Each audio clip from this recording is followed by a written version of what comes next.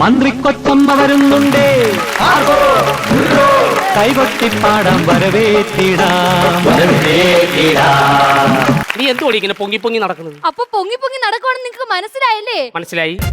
ആരുടെ കല്യാണവാ? നമ്മുടെ മോടെ കല്യാണമാണ്. അപ്പൊ അമ്മയായ ഞാനിത്തി പൊങ്ങച്ചം കാണിക്കണ്ടേ?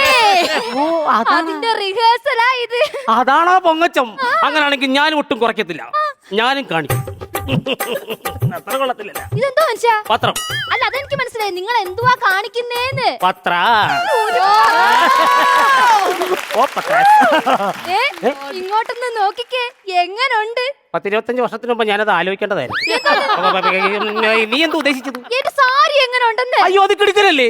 പിന്നെ മണ്ഡപത്തിൽ ഉടുക്കാനുള്ളതാ. അപ്പൊ മണ്ഡപം വരെ നീ എന്തോ ചെയ്യും? മണ്ഡപത്തിൽ ഇവിടെ ഉടുത്തോണ്ട് പോവാനുള്ളതാ. ഓ, അങ്ങനെ അങ്ങനെ അങ്ങനെ അങ്ങനെ. 5000 രൂപയുടെ കാഞ്ചീപുരവാ. എത്ര? 5000. 5000 രൂപയുടെ കാഞ്ചീപുരം ആണെങ്കിൽ അവൾ എടുത്തപ്പോ 500 രൂപയുടെ കഞ്ഞി കുടിയത്.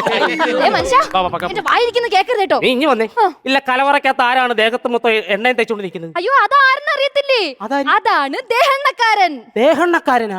സ്വന്തം ക്യാരക്ടർ രജിസ്റ്റർ ചെയ്യാൻ വേണ്ടി ദേഹത്ത് എണ്ണയും പുരട്ടിക്കൊണ്ട് അങ്ങനെ